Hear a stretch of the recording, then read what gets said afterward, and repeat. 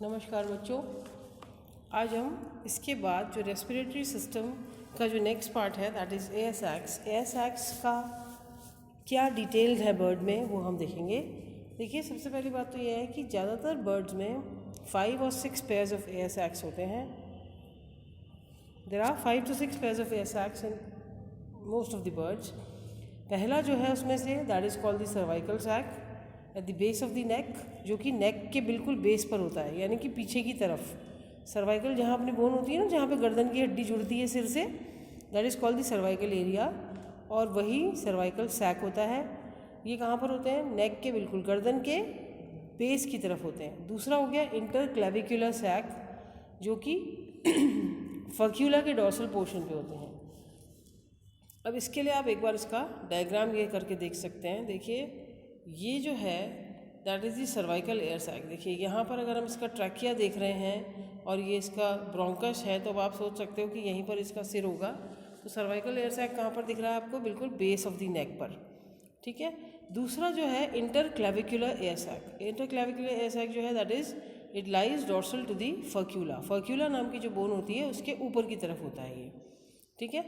अब इसके बाद पीछे जो होता है next that is the anterior thoracic sac, जो कि लेटरल टू दी हार्ट है, हार्ट के बिल्कुल बगल में, ठीक है। इसके बाद पोस्टीरियर थोरैसिक सैक, जो कि पीछे की तरफ है एंटीरियर से, और ओब्लीक सेप्टम के पास में होता है ये, ठीक है। इसके बाद एब्डोमिनल सैक, जो कि एब्डोमिनल विसरा, ये एब्डोमिनल सैक देखो, जो एब्डोमिनल विसरा और को इन्वेड करते हैं, ठीक है। इसके बाद axillary air sac. Axillary air sac जो है that is also less common है, ये ज़्यादातर नहीं पाया जाता, क्योंकि 5 और 6 पेयर्स में most of the times there are only 5 pairs. Axillary air sac जो है ये बहुत ज़्यादा बर्ड्स में नहीं पाया जाता, कम पाया जाता है, and it lies between 2 layers of the pectoral muscles. Pectoral muscles की 2 लेयर्स के बीच में लाई करता है। तो अब आपने देख लिया कि सबसे पहला जो एयर सैक है, मोस्ट ऑफ द बर्ड्स है 5 और 6 पेयर्स ऑफ एयर सैक्स, जिसमें से सबसे पहला जो है that is the cervical air sac, जो ये ऊपर की तरफ बना हुआ है, ये बेस ऑफ द नेक पर होता है। दूसरा है इंटरक्लेविकुलर एयर सैक, जो कि फर्क्यूला के डोर्सल पार्ट पर होता है।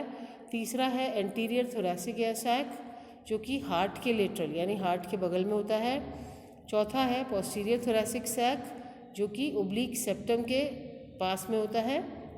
फिर एब्डोमिनल सैक, जो कि एब्डोमिनल विसरा में इन्वेडेड होते हैं, और एक्सिलरी सैक, जो कि ज़्यादातर प्रेजेंट नहीं होता है, लेकिन कभी कभी अगर होता है तो it lies between the 2 layers of the pectoral muscles, ठीक है। अब हम एयर सैक के बारे में बात करें। जो एयर सैक्स हैं इनका कोई डायरेक्ट रोल नहीं है गैसियस एक्सचेंज में, मतलब they are accessory respiratory organs, they are not the main respiratory organs नहीं हैं, ये एक्सेसरी रेस्पिरेटरी ऑर्गन्स हैं। ये डायरेक्ट रोल प्ले नहीं करते गैसियस एक्सचेंज में, बिकॉज इनके अंदर कोई रेस्पिरेटरी एपिथेलियम नहीं होती है, और they are supplied with oxygenated blood. इनको ऑक्सीजनेटेड ब्लड तो ज़रूर मिलता है, लेकिन they do not play a very direct role in gaseous exchange, because they do not have respiratory epithelium, but they are supplied with oxygenated blood. जो blood oxygen ले चुका है वो उसकी सप्लाई इनके अंदर होती है, इस वजह से ये रेस्पिरेटरी ऑर्गन की तरह काम करते हैं, but they are not the main respiratory organs, okay. Air sacs जो है they are connected with the lungs. Lungs के साथ कैसे कनेक्टेड हैं ये? भाई, इनका कोई ना कोई कनेक्शन लंग के साथ होना चाहिए, तभी तो इनको ऑक्सीजनेटेड ब्लड मिल रहा है ना। So they are connected with the lungs through the recurrent bronchi. Recurrent bronchi होती है जो इनको लंग्स से कनेक्ट करती है, which return air from the sacs to the secondary bronchi. इन सैक्स में जो एयर है इसको ये रिटर्न करती है फिर सेकेंडरी ब्रोंकाई को, ठीक है।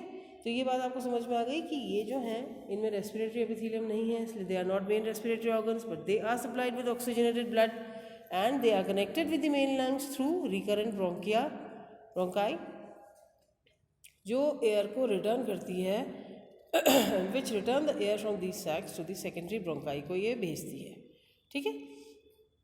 इंस्पिरेशन के टाइम पे जब बर्ड सांस लेती है, जब अंदर को लेती है सांस, तो एयर जो है वो यहाँ नॉन स्टॉप पास हो जाती है through the trachea, bronchi, mesobronchi, secondary bronchi,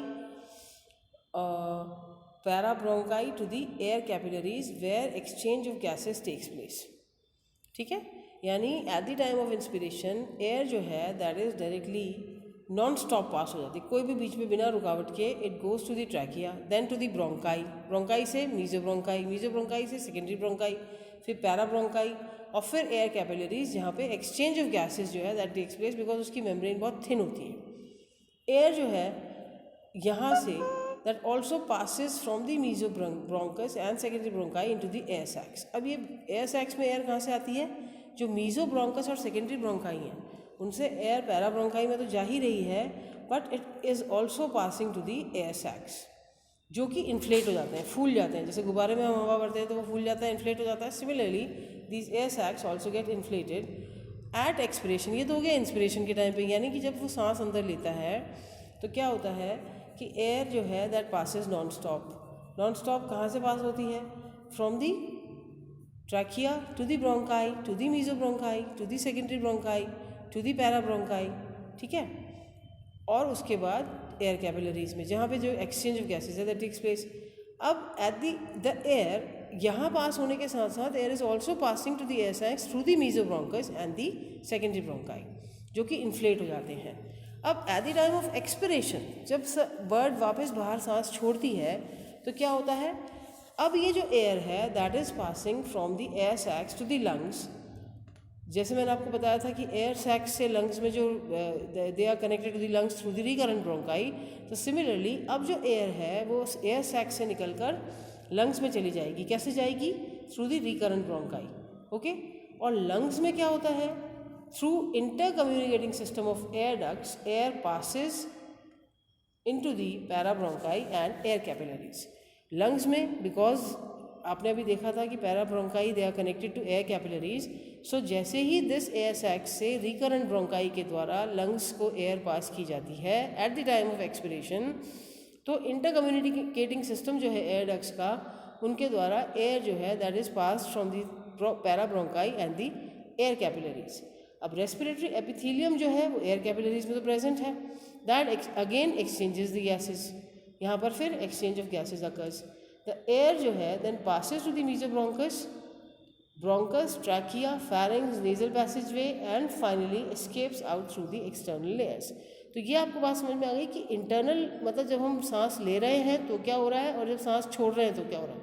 सांस छोड़ते समय क्या हुआ कि एयर सैक्स जो थे जो कि डिफरेंट ऑर्गन्स में अंदर तक इन्वेडेड हैं, मतलब ऑर्गन्स में नहीं मतलब इन डिफरेंट कैविटीज़ में, उनसे जो एयर है that is pass through the recurrent bronchi to the lungs. और लंग्स में it is pass from the parabronchi and air capillaries से ये वापस से एयर डक्ट्स के सिस्टम के थ्रू पास हो जाती है. और फिर ये एयर कैपिलरीज का जो रेस्पिरेटरी एपिथेलियम है वहाँ पे again the exchange of gases occurs.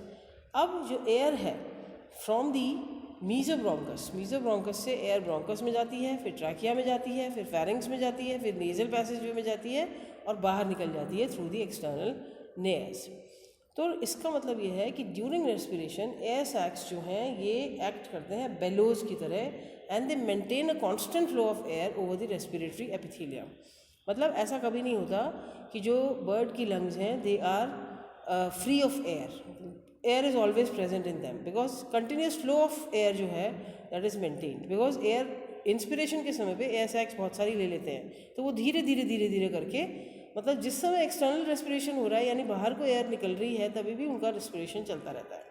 तो एज दी लंग्स जो है they lack blind alveolar pockets, the air in the lung ducts is completely renewed with compression of the air sacs. Air sacs के compression से जो lungs की air है that is completely renewed. Birds में कोई stagnation of air सैक्स यानी कोई भी स्टैगनेंट एयर यानी ऐसी कोई पुरानी एयर नहीं पाई जाती. यानी हम जब देखते हैं ना रेजिडुअल वॉल्यूम को, रेजिडुअल वॉल्यूम क्या है? जितनी एयर हमारी लंग्स में हमेशा प्रेजेंट है जो पूरी तरह से ना तो बाहर जा सकती है ना ही उससे ज़्यादा हम खींच सकते हैं अंदर. तो that is called the stagnant air. But because of air sacs this stagnant air is not found in the lungs of the birds. और इसके जो लंग्स हैं बर्ड्स के they contain only completely fresh air. जबकि other vertebrates में क्या होता है because there are no air sacs तो व्हाट हैपन्स कि एक particular amount of air is always inside the lungs. ऐसा नहीं होता कि लंग्स जो हैं उनमें से एयर हमेशा जब भी रेस्पिरेशन हो तो एक्सटर्नल एक्सपिरेशन के समय पूरी निकल जाए, ऐसा नहीं होता, क्योंकि फिर तो लंग्स कोलैप्स हो जाएंगी, है ना। तो इसीलिए वहाँ पर एक स्टैग्नेंट एयर या रेजिडुअल वॉल्यूम पाया जाता है, लेकिन अदर वर्टिब्रेट्स में पाया जाता है। पर बर्ड्स में every time the respiration occurs completely fresh air is there in the lungs, there is no residual air, okay. क्योंकि एयर सैक्स धीरे धीरे उस एयर को निकालते रहते हैं और जैसे ही दूसरा इंस्पिरेशन होगा फिर वो बढ़ जाएंगे, तो कभी भी उनकी लंग्स भी खाली नहीं होती, लेकिन उनकी लंग्स हमेशा फ्रेश एयर से भरी रहती हैं।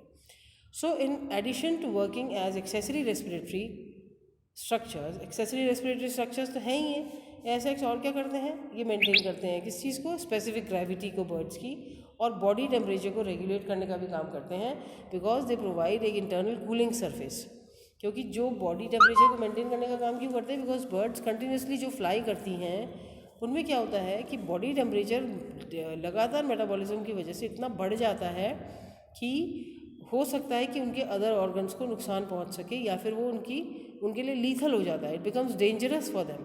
But because of these air sacs only a body temperature cooling mechanism is also there, and therefore जो टेम्परेचर बढ़ रहा है उसको लगातार by the regulation of blood and the regulation of air, warm air and cold air, it helps in the regulation of body temperature, ठीक है। So this is about the air sacs. अभी हम इसके बारे में बाद में देखेंगे। और अब मैमल्स में जो लंग्स हैं उनका क्या काम है या वो कैसी होती हैं, हम इसका जनरल आइडिया एक ले लेते हैं। मैमल्स में जो लंग्स हैं दे आर हाईली डेवलप्ड हैं, स्पॉन्जी स्ट्रक्चर्स हैं, एक मतलब स्पॉन्ज की तरह स्ट्रक्चर्स होते हैं। जैसे अगर स्पॉन्ज को आप पानी में रख दो तो सारा पानी एब्जॉर्ब कर लेगा, और उसको जब आप निचोड़ोगे तो सारा पानी निकल जाएगा। Similarly these are spongy structures which are situated in the pleural cavities पे सिचुएटेड है, कहाँ पर, थोरैसिक सीलोम में, which are separated by a muscular diaphragm from the rest of the perivisceral body. आपको ये पता ही है कि एक डायफ्राम होता है जिससे रिमेनिंग बॉडी से जो लंग्स हैं दे आर सेपरेटेड। और लंग्स जो है मैमल्स में दे आर मल्टी चैम्बर्ड हैं, कई सारे लोब्स में डिवाइडेड हैं। Number of lobes is generally more on the right side then on the left. हमको सिर्फ इतना ही देखना है, अगर एक जनरल आइडिया मैमल्स की लंग्स के बारे में आता है तो आप ये कह सकते हैं कि जो मैमल्स की लंग्स हैं दे आर हाईली डेवलप्ड हैं, स्पॉन्जी स्ट्रक्चर्स हैं, they are situated in the pleural cavity. कहाँ पर है ये प्लूरल कैविटी, थोरैसिक सीलोम में है, और सेपरेटेड किससे हैं, एक मस्कुलर डायफ्राम से सेपरेटेड है by the rest of the perivisceral body cavity. और लंग्स जो है मैमल्स में दे आर मल्टी चैम्बर्ड हैं और लोब्स में डिवाइडेड हैं। जो नंबर ऑफ लोब्स हैं वो राइट साइड में ज़्यादा हैं बनिस्बत लेफ्ट साइड के, okay. So this is about the lungs in mammals and the air sacs in birds, okay.